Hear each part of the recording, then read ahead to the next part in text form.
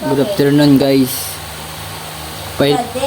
Patulong naman guys kung scam ba to o hindi.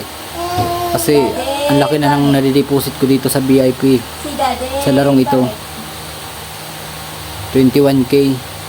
Hindi ko pa rin na-withdraw yung napanalunan ko.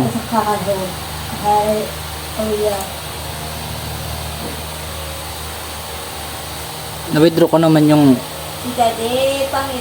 nag-okay naman yung 500,000.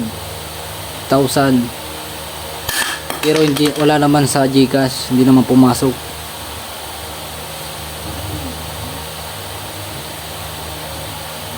Tapos sabi i-upgrade ko naman daw ang VIP 5 para ma-withdraw ko daw, makuha ko na daw lahat yung napanalunan ko.